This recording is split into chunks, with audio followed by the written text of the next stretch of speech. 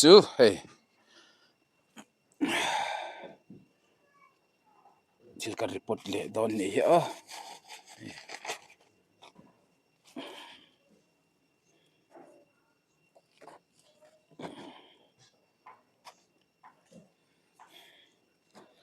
ka subscriber zong zong te kha in lo dam tha em hei voin chu hei thing tomato ṭiak ka repot dona ka repot masa te po kha an lo eng lova an lo eng lo han ti chu a eng lo du om ti hian balu nen ka han changkop don ani mo voin chu ti hian kan ti velanga chan chu amasa kha pot ho kha tian balu langa kapot awang khan an lo thi apoi ka ti khop mia chuan ti hian voin chu lei tha de tu te nen mo kan duat don ni chu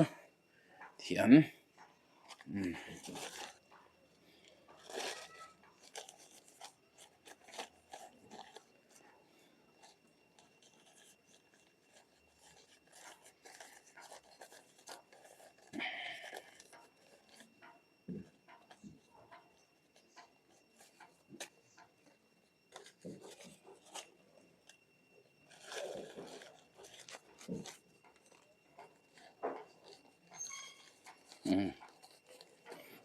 ka thu sang lo tu ka a fel lo a fel lo ka thu sang ma ni kha ti hian kan tinga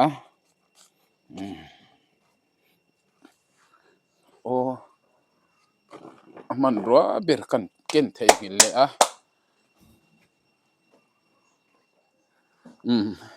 ti khan hei a pek na tur ber kan thei gil ani chu hei olipot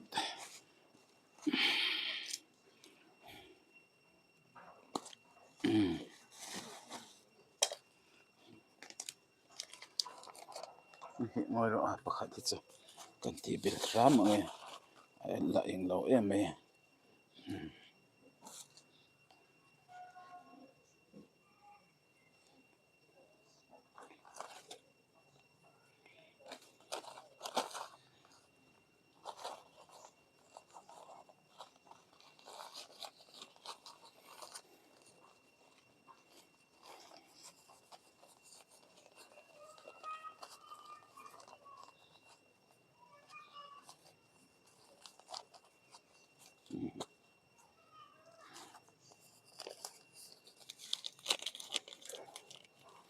se se lo pop tlang lo ni a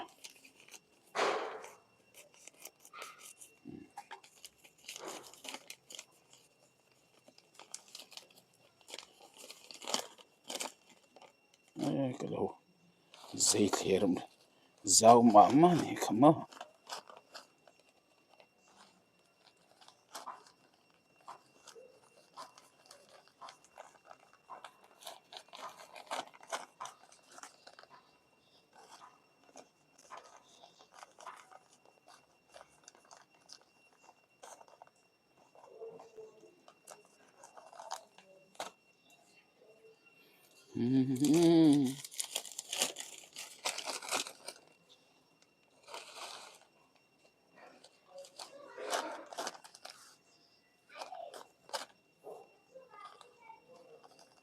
kian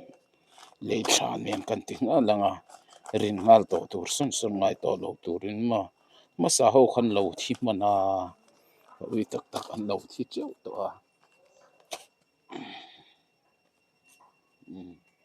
hei ti an ka ti don ani ngoi ro kan thun som vel tal kan thun khot ngai thing to ma to hi atuya ato potawa kum khat cheng som ang zen ani ta bazar zor na hi chuwang chuan in chunga te in bul huana te pota handa the mei tur ani ta chumi wang chuan nei thing to ma to hi ka hui chi kung za chuang ka ti to nya khun lo thi le cheu sia ka ui tak ani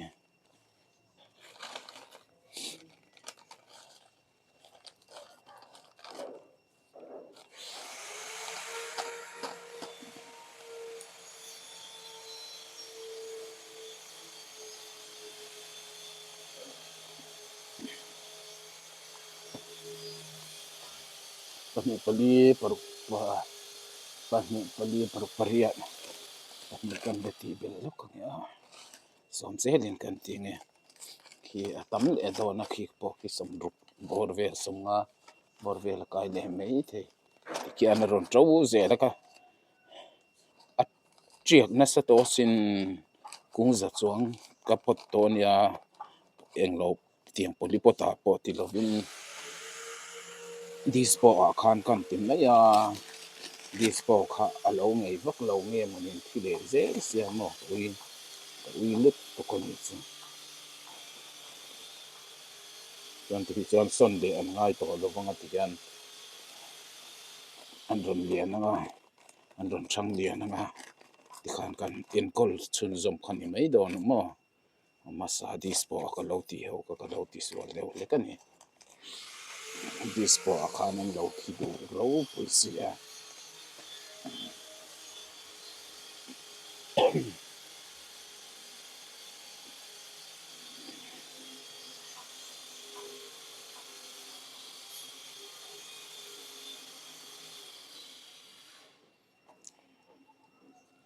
is kan thun zo lo ting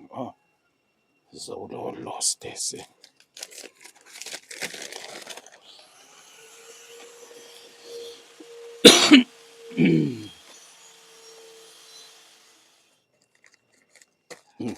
thian mo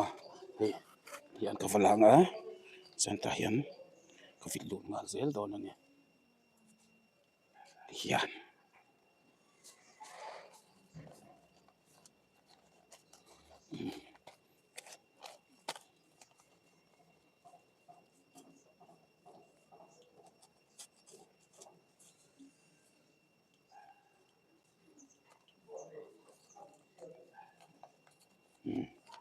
khan he chu thi to lo tur han ngai la dispo ka ti ho ka chen thi vek ani an thi deuh vek an ron nunga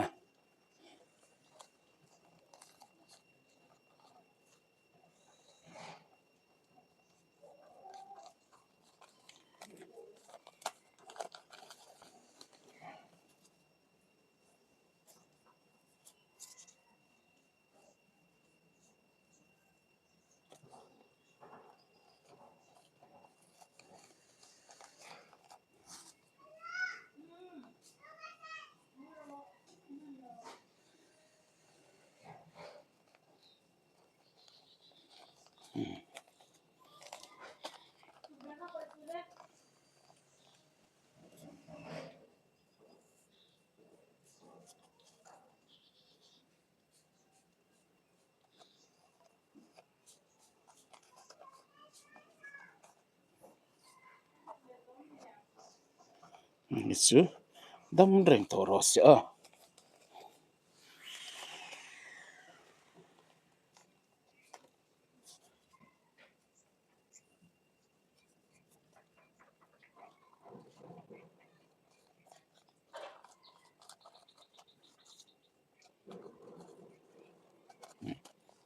okay chu kham mange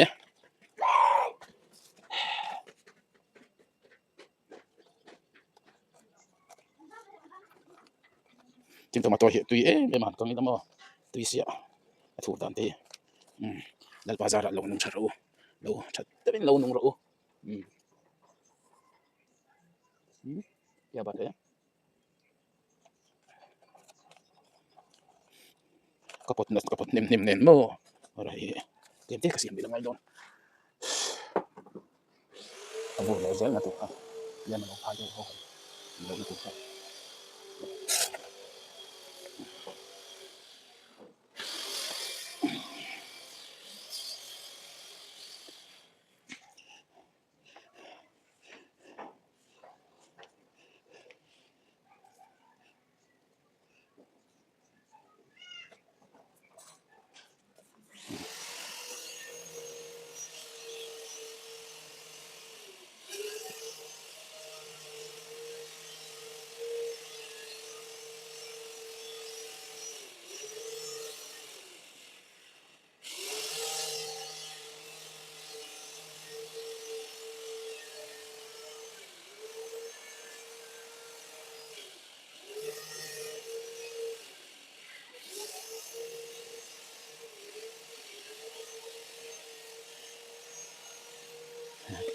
inan sa beng chen thei sia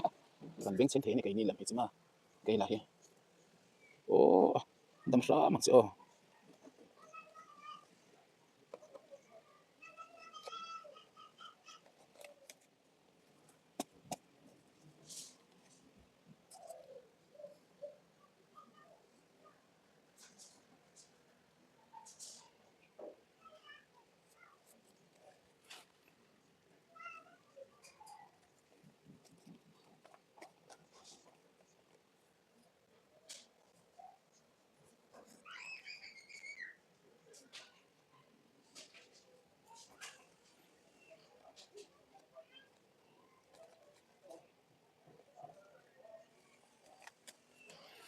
he ka khu ka ke kham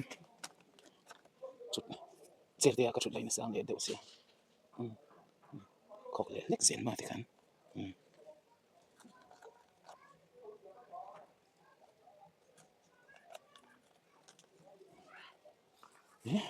zo zo tlet zo ale hi ka pal tu ran ninga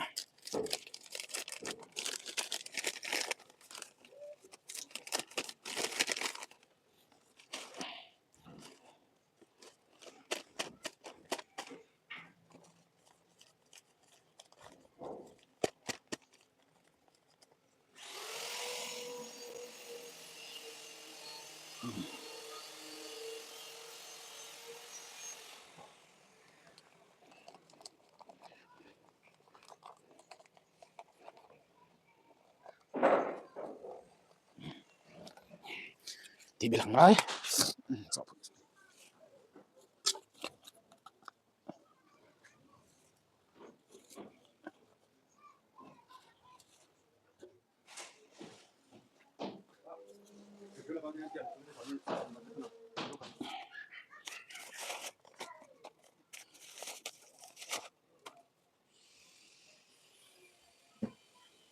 hey tu na mi hi balu nia yang hi balu nen ka mix ni o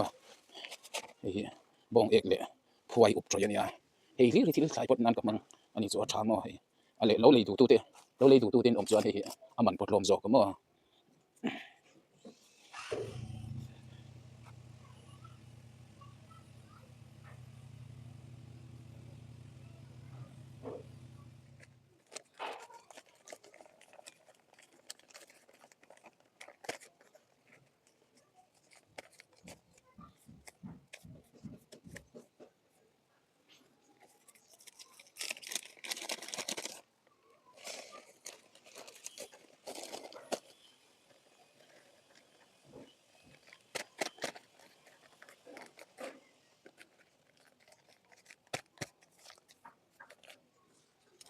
panga som kan siam le thot ma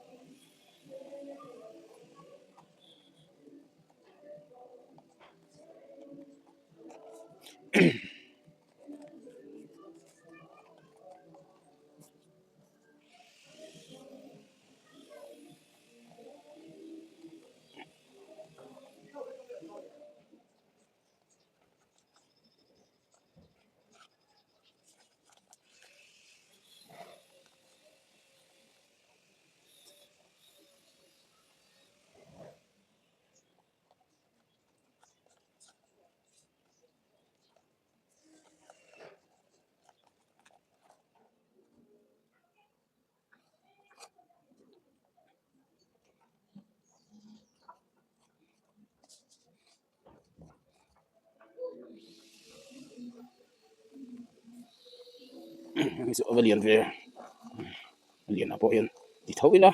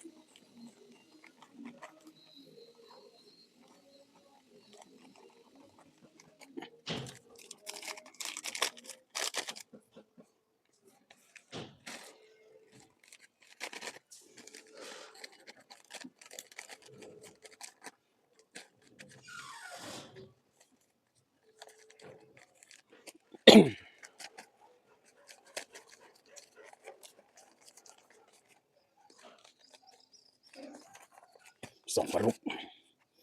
vur bela saya kan siam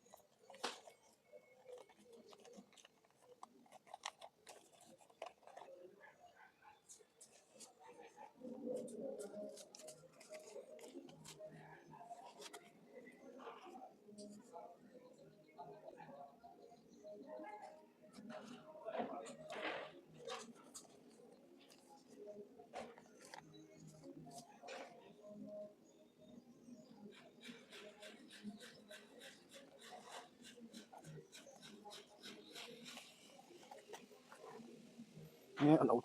lại vô tôi nhưng thầu xin ông nắp tổ này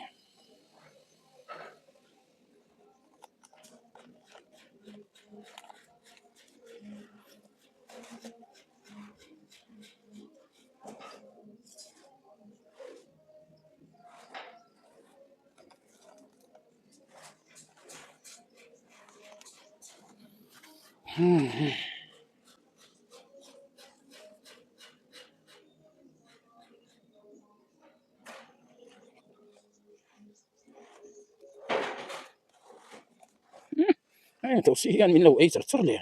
ngờ thầu xin mình lâu ấy chật chật chuyện liền ê con vẫn nó về cái tỷ dầu nó tổ tụ được nhá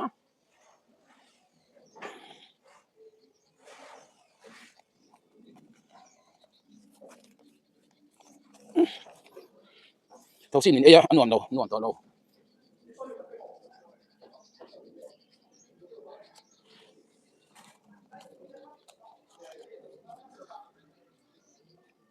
nung cha cha tao có nung nít chứ đi sport cái bắt thầu khá lâu thì xiang mới rồi lại tăng mấy cái gì dụng lâu chân thầu xin rồi cái nhìn ông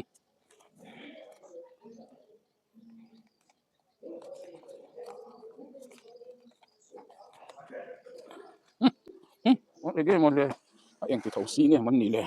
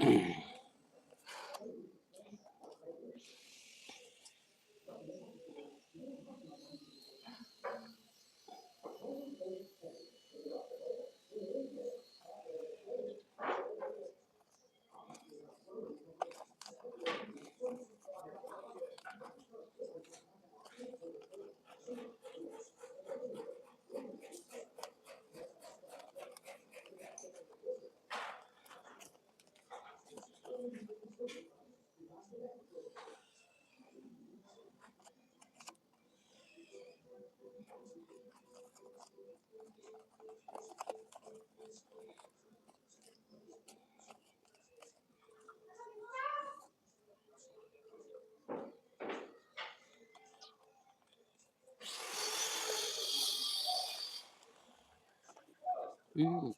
có chuyện đường truyền xuống giặc quý còn thì dấu vỡ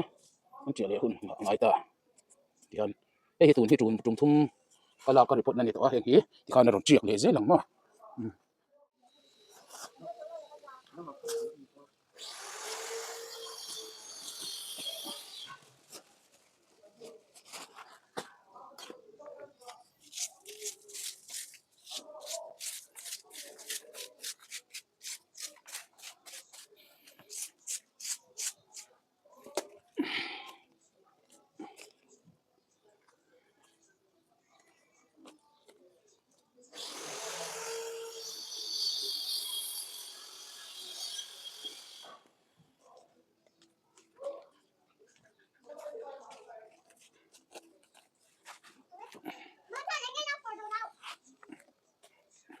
oi mal ka phurang che min en mo oi ha min lo en vang vang mi oh te rang mai e khai oh thank you em oh em ho hi a bol lo ho hi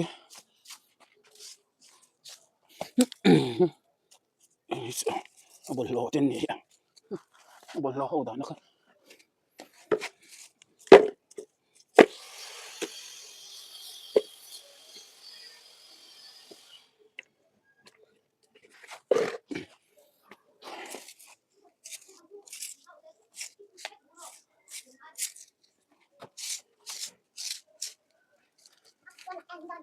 en don ma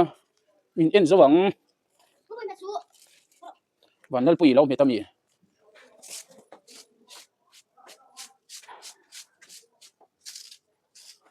lo ya hian phiat kho mi na man le don on something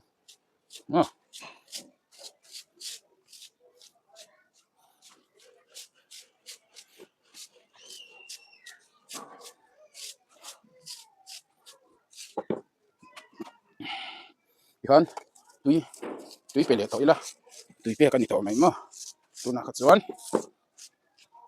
tui pani water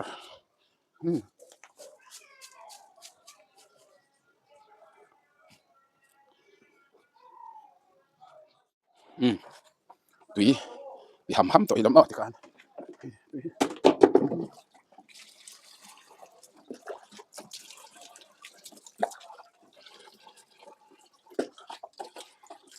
tui po hi tam de tuk pek chi la ni naw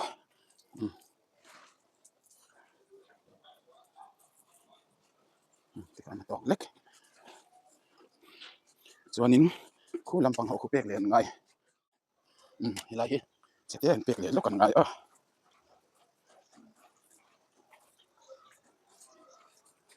thing thu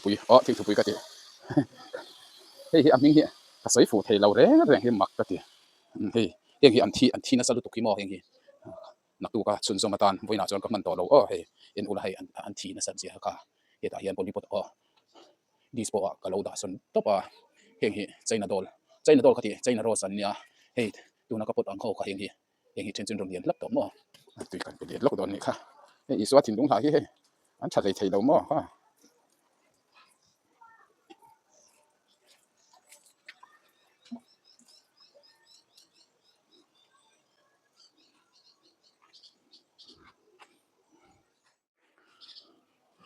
chuan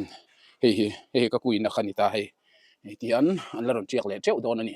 tun kha voi thum kala chuan ani to a tian a chiak ma sa zong kha kan la chuaka chuanin kan repota chuan helai hi heng hi ei suwa thil lung te hei po hi nimina ka da son kan nian thi donin ka ria helai hu liap le tui that na muna hian kan vada a ma chuanin hei aripata chiak po kan ya chuan heng hi bui lu kham vek an ni ta mo heng hi bui lu kham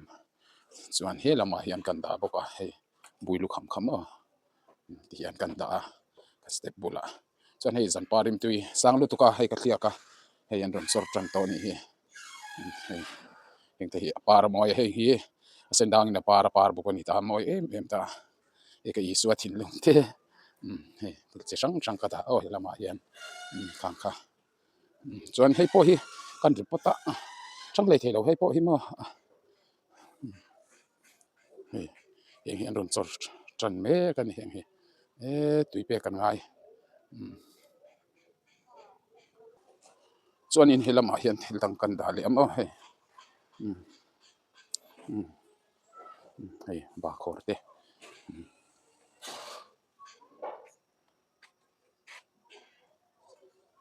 ho ba khor te pon thalo mania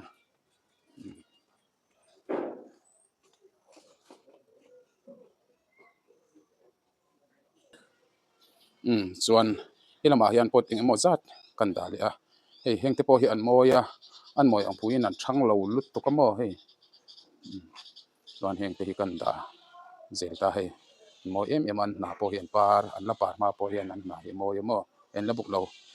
ka vit chawin ni ta hian ron chor tran chau ani hi mo hei moi em a hei aron par tran don na chuan rose ka vi ho kha helai a hian kan da amo hei an ron chor tan nin ka hria hei hei phei chu par don ni chuan in hei kha sai su ṭiak kho kha tur rim alo nama lo tur khan an ron ka paka dana nim kha alo per ve bok sia thi treuh ta ni helai khu chu kala dar ri lo mai khung lai ka tere so khumo khung khu azuk kal vel tel hi a boi thla ka kalatia chuan so hei helai hi kan zoom na yang hei hei khatia lo ti tur ni kha hei heng hi an para moi khatia mo so ka da tlar fu apa jilet la ya hian an para mo tuna tak chuan so apar tura ku mum vel kha an om tran so ni chumo chuan solaya saron so somi saron so kum tin apar dana in thla kan hi chumo kum tin apar dan in thla ka avarin apara chuan anakuma baby pingin atial baby pingin apar le chin kumin hi tiang apar tur nge ka sele kalo chu tiang fel chu ni chuan kan chak lam hi kan focus lo kan chuan he lam hi saron lam pang kan lo le zuwa yang chuan in hei kan soita ang khan mo hei an khapui nursery ni helai mo hei an khapui nursery nia an tui tak tak ang heng lai a hian sai su ṭiak ka eng tlem zong ko da tel bok ani chu chuan hei mai seron heng te hi an la par lo wa azam ang deuh le na om box heng hi mo ka se thiam lo hei ka seron te hi hei hi narang tial sen nia chuan in thian kan lut phei ang hei an ron par ni min ai khan an lo par tam hret ni in ka hria hei chu po ni se hei hi amoi em amo hei thil moi atling ani chumo hei amoi ani asa color hi moi em amo hei an en ula thil moi tak ani hei an ron par ku mum me kamo an vul na sadon ani hei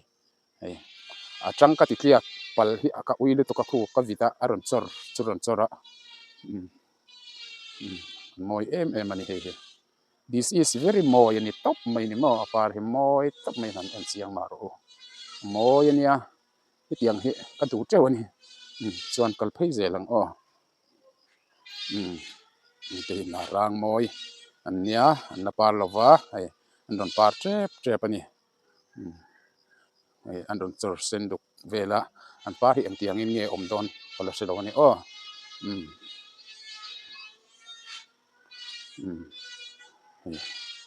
helai hi chu chete lo par ve a heng hi chu local ang chi khan ni ta ma chuanin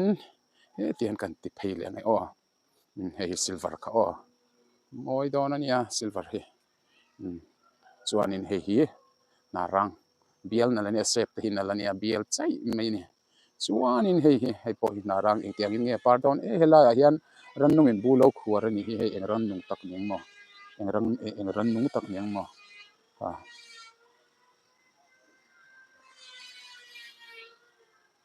thil moi kan mu le lo kang chu amoi ania amoi ania amoi a color hi moi vet ani mo thil moi ani amoi lo mi lo moi ani mo an par vek lom to se ka van ti tak tlai ni ne ma ti hian ka kom chara ka valeng thina nga ka rose par muna hian mo hei moi don ania hei an moi don ania an moi het don ania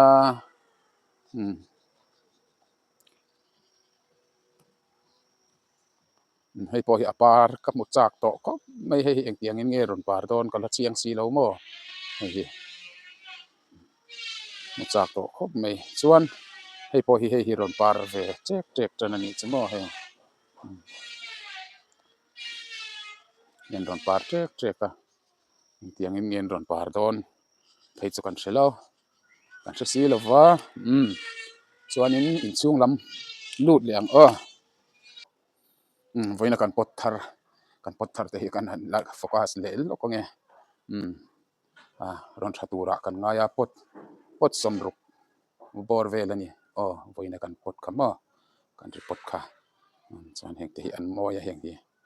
hi mo very nal na hi rang na ai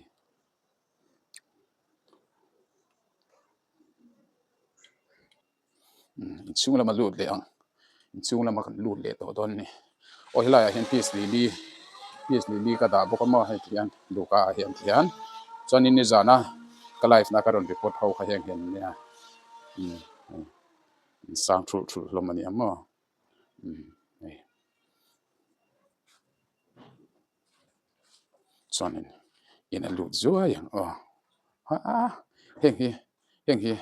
voina ka thil nei thlenam nia hei nge kha be pui por ania chuanin helai mi hi ni boka hi zana ina ka wa pui le don ni chu ina ka wa pui le vak don ni chu no chuanin mo thil pakhat han thil cheu ka tu chu hi tram ngoi ro i karin kan on lokange hi tram pikul siam sa ready made ania hi somnga zel ania mo hi somnga man zel ania ai thei ngal vek siam sa vek mo enge chi te man chamu te khatiang apol tur ang chi zong zong ka pol sa vek ai thei ngal che hona ai thei ngal ready made ani chu chuanin hi thil moi ani boka hi chuan hi kan snake plant no hi la ya hian ka da a po hi moi em ma chuanin helaya hian hei akloni ma eng hi zuar phal to lo ka sal phal to lo fer ma sa khan ka zuara panga ka sal banga pot khat chu thian te ka present ve amo tilmin pek nem ve em awangin eng hi chu sal phal to lo tian om se ka duwa heng te hi moi em a heng te hi mo thil moi ni chu mo ni chu pasal phal ri lo in chunga da tan ka ti ni chuanin he la ya hian heng hi amin kha ka selo hei ta hian ka zam tir do na mo hian hian zam chho me ka ni chu mo hian zam chho me ka ni chu chuanin hei thil hei present ka don ani ta hei moi ema chome ka zuara ina ka wa puya ka chome zor ang khan lo nga boxia ka dor si lo che hei ka present ang chemin lo te ka long khop me chuanin heng hi aklonima kha om bok mo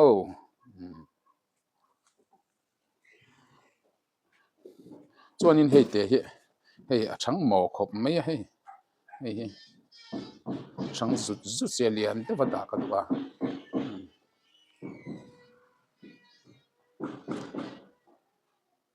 tian ka command room kha tian pangpar hun nan ka mangta ni chuma pangpar hun nan ka manga heng hi an tha dei thei lo heng hi an tha dei thei lo mo heng hi chunga han da hian an che don zela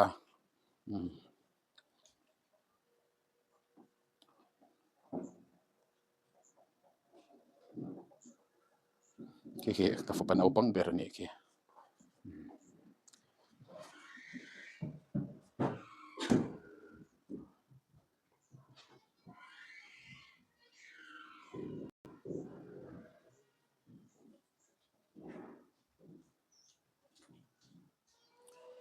chuanin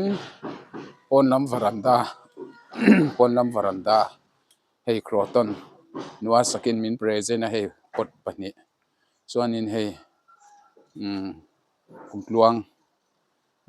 a ṭiak ka kui ṭiak ka hei ta hian an ron par tan ve to mo kalom hle mai an ron par tan don chuanin hei hi a hming kha ka hre chia an lova hei hi an moya a kunga liana chuan an kai sunga chumi a kai sung chu kala ka kapot ani ta tian an thang khop mai tian mo chuanin helai a hian leng se chiak te ka da mo heng te hi hei marcha te helai a lo mai turin ka tia marcha te kan dani hi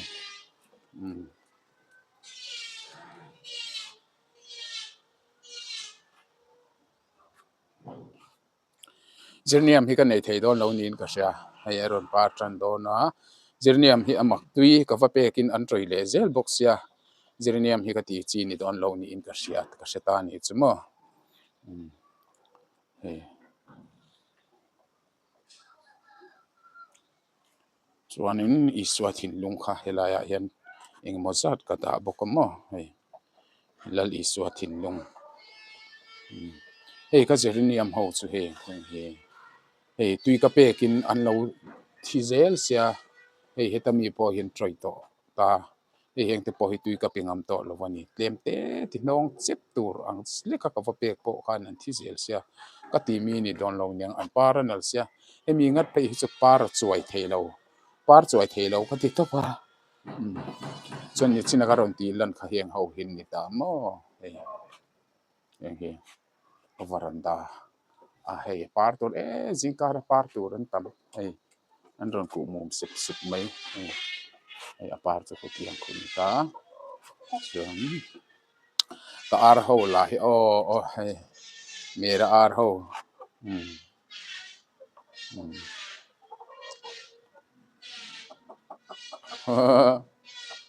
lao su lao reng reng su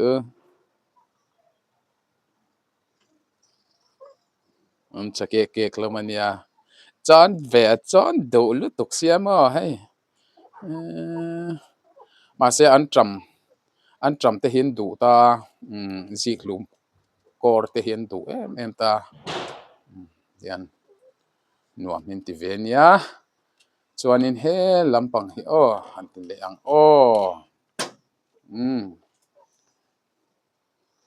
helam atang hian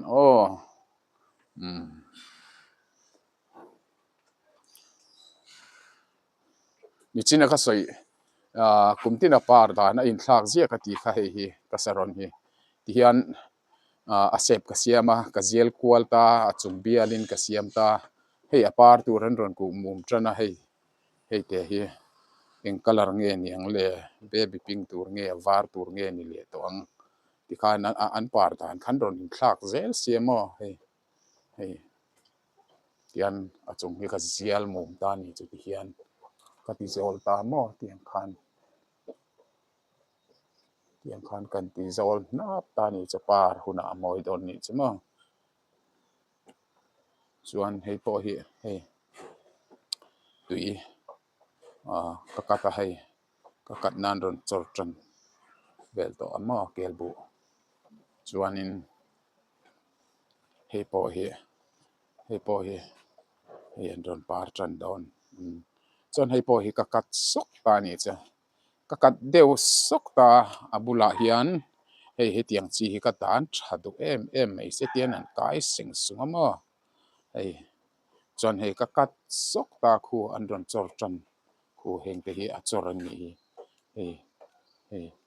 heng ron chor heng te hi hei po hi ni chuan hei ta hi ron chor boka chuan tian buk deuh lui se ka du ni chu khatiang khan chuan hei la hi ka kata hei a tha hlei thei to lo repot ngai to ni ka ringa hei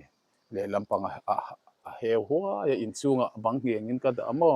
tian le lampang hi he bang hiang lampang hi hek huai ta tha hlei thei bok si lo mo buai thla hei po hi a se pa fu hlei thei to lo khatiang vel khani khatiang vel tak khani chuanin khu ta khwan ka kom thlang nu hian khulaya khwan enge kha derken nga tinge ka zoom thei ngai mi alo hi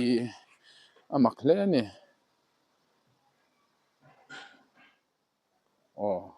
hei ti khan kan zoom nai ni kha khu derken par in chunga chiang ve ta